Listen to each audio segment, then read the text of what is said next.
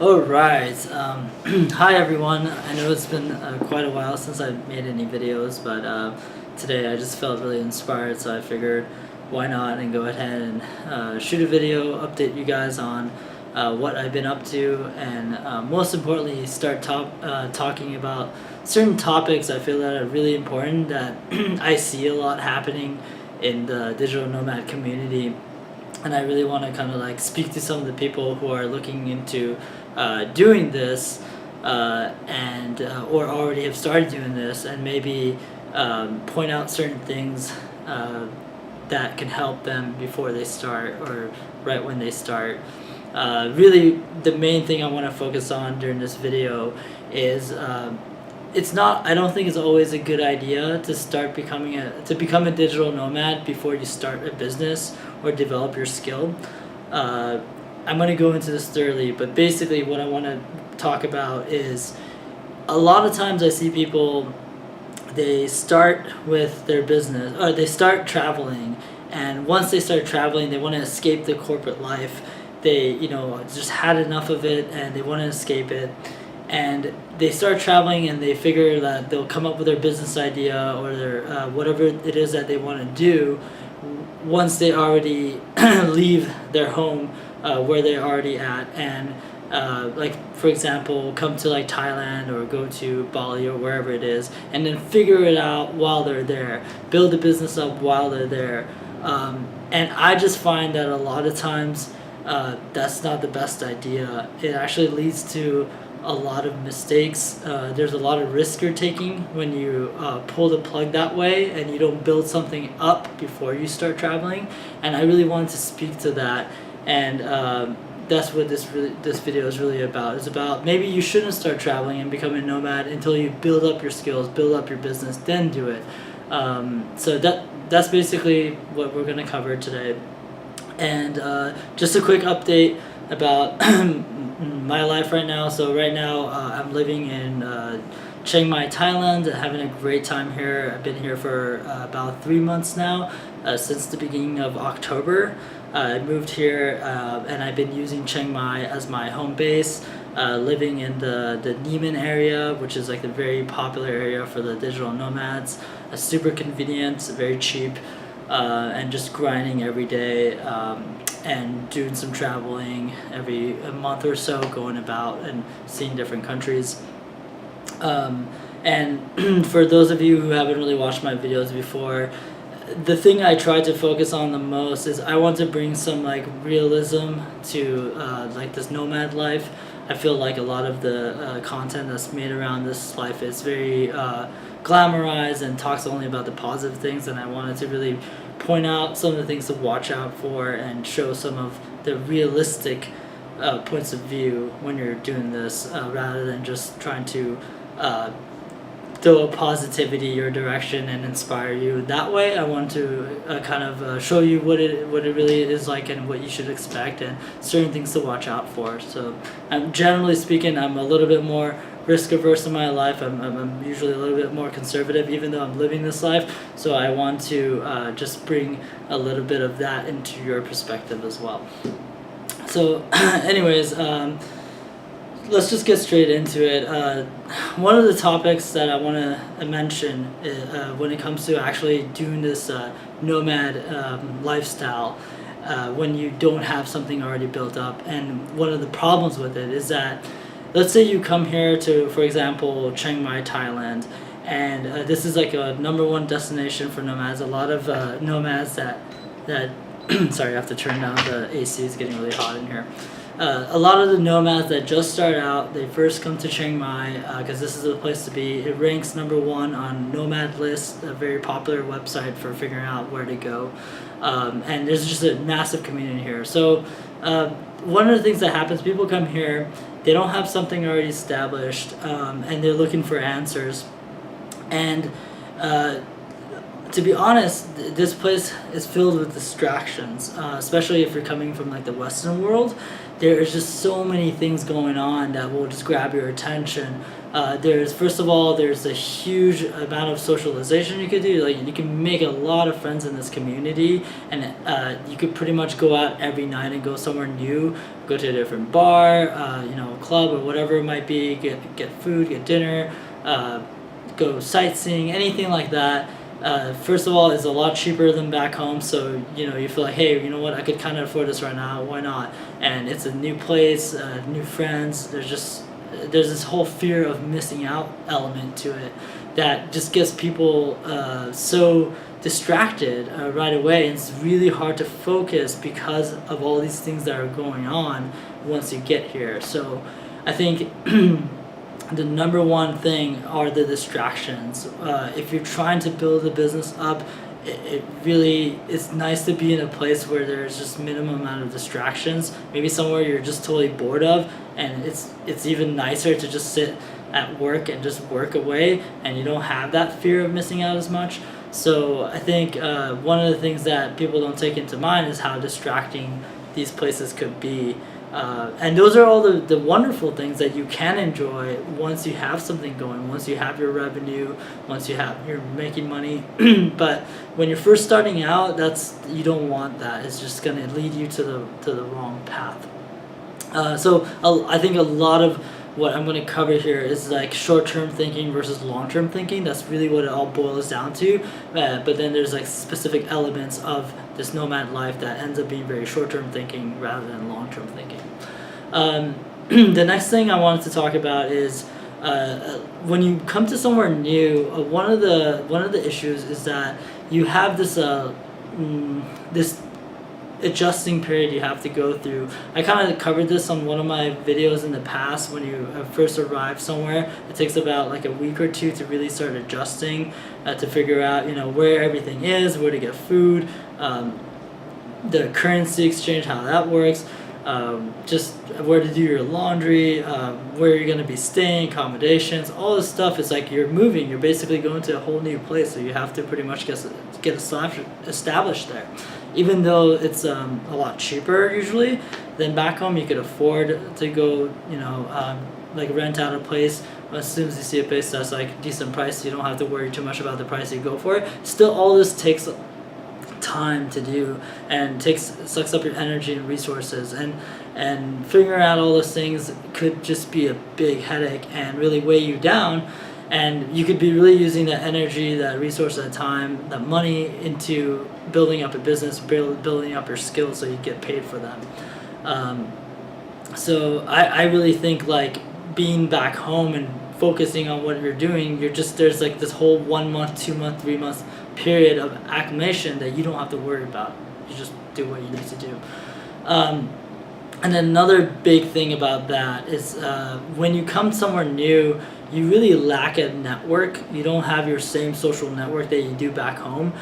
Even though there is a huge community here of nomads, a lot of people to learn from, there's a big support group for sure. I don't deny that at all. But at the same time, the relationships take time to develop.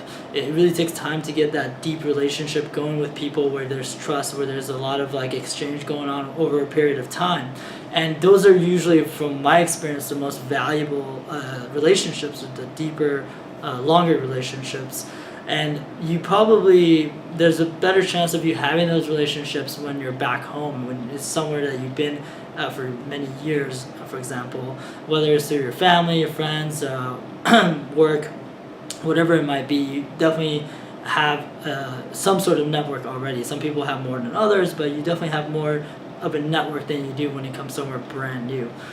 So I think if you have already something going, you have a business going, you have a skill, you're making money, the community here is really powerful, is really strong, and it'll help you kind of like boost what you already have. But again, this takes time to develop.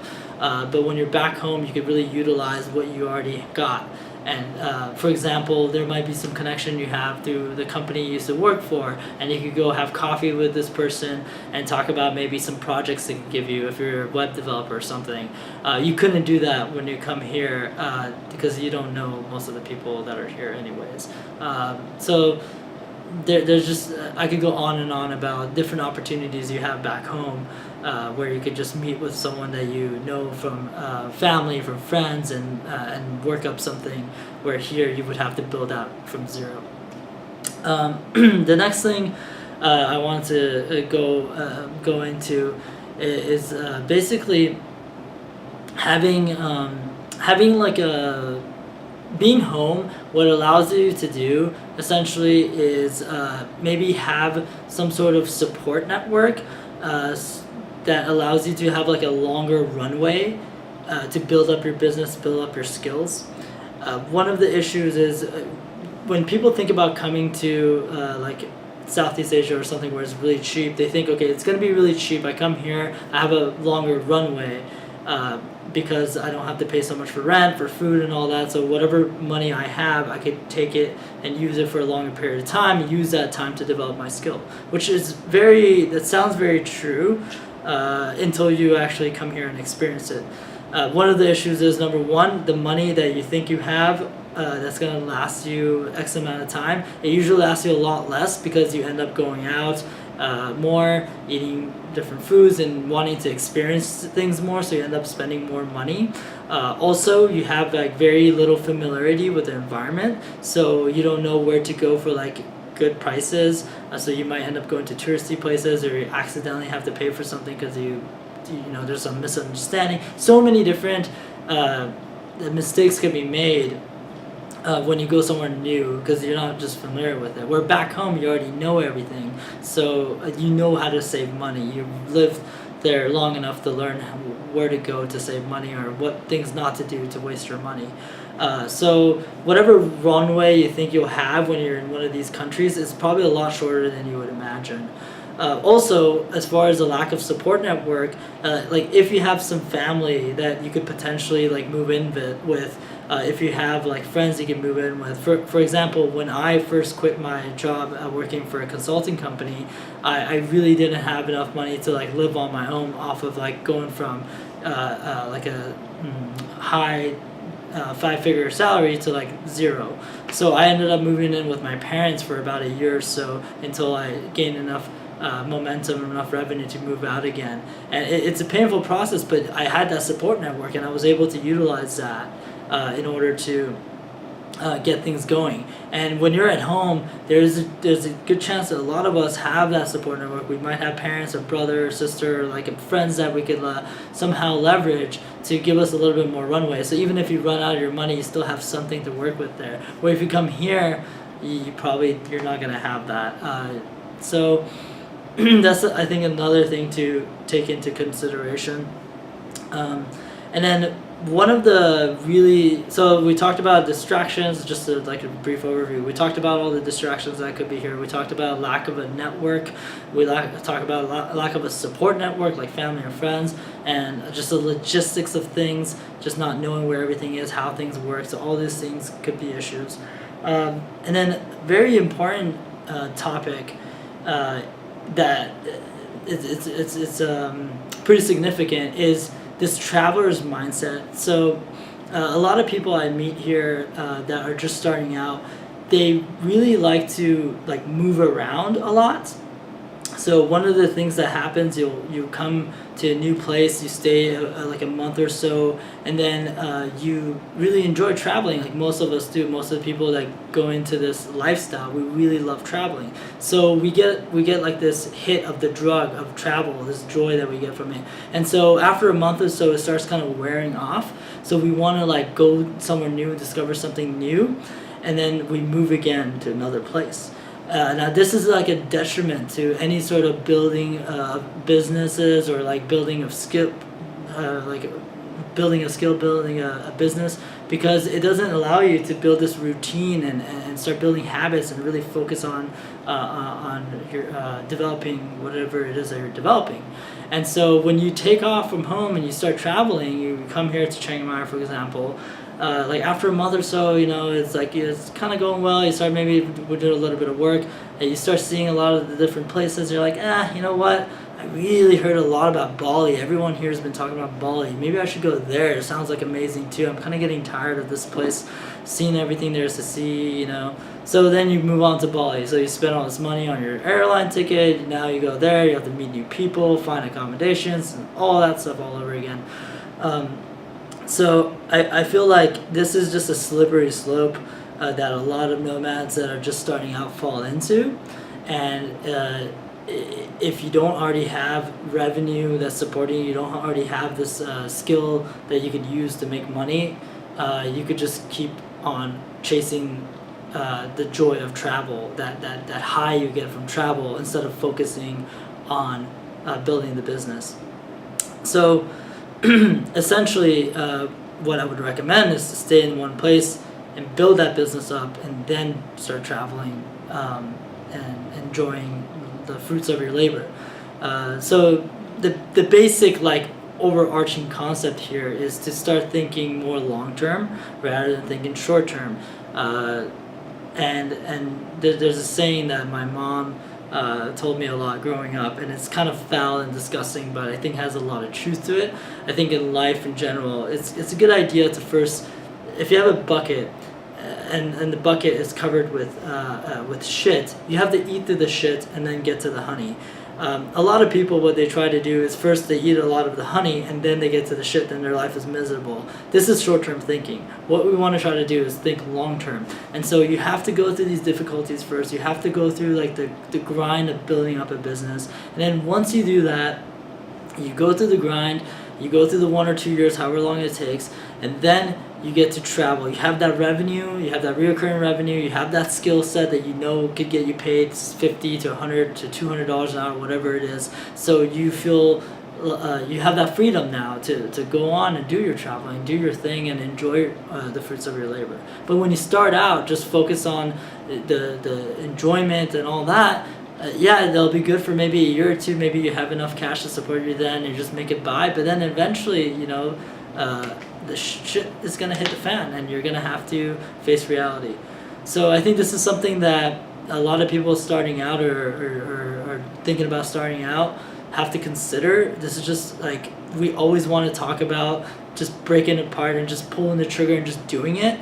And I think you can pull the trigger. You can do this, but you could do it starting from home. There's no reason for you to like take so much risk and end up getting so distracted and not building up your business. So I say pull the trigger, pull all that, make the leap, whatever you want to call it, but minimize your risk. So that way you could actually make this something long term that you could do for the rest of your life, or 10 years, or however long you want, instead of just a year or two until things just crashed. So I know it's a kind of a more negative perspective on this, but I feel like it's more realistic. I just see so many people that have nothing planned, and they just come here thinking like they'll just figure it out. And I feel like this could be Vice City. A lot of these nomad spots could be Vice City, and there's so many things going on that'll distract you, and it'll take you away from your path. So yeah, those are some of the things that I want to cover on this topic. Basically, as far as my whole plan goes, I'm planning to stay here in Chiang Mai for another month or so, maybe a month and a half, until about like end of February. Typically during March, around that time is burning season in Chiang Mai. A lot of people here end up leaving because it gets really smoky, it gets really hot. So I'm planning to probably go off to Taiwan or somewhere where it's going to be a little bit cooler and less smoky. I don't have any specific plans yet. I guess that's like the awesome thing about this life. You don't really need to plan everything out even 3 months ahead, but definitely going to stick around here for another few months. If you enjoy this video, you know, like it, comment, or whatever you like to do. I'm still new to the stuff, so I'm not really sure what to say. If you're here in Chiang Mai and you saw my video, yeah, hit me up on Google or YouTube or whatever. Maybe we could meet up, have coffee here in Chiang Mai. That'd be awesome. And yeah, I look forward to making more of these videos. I feel like I'm definitely inspired to make more of these. There's so many things I see when living the day-to-day life and meeting a lot of nomads here that really inspired me to make some more videos and talk about anything I could see that over the years I've learned that I could share with you guys. So hopefully bring the more realistic perspective on this and make sure that you guys could do this for the long term, for the long haul. It's not just this short spurt of fun that you're having, but something you could like bring in and make your official lifestyle. So with that, I'll see you guys in the next video.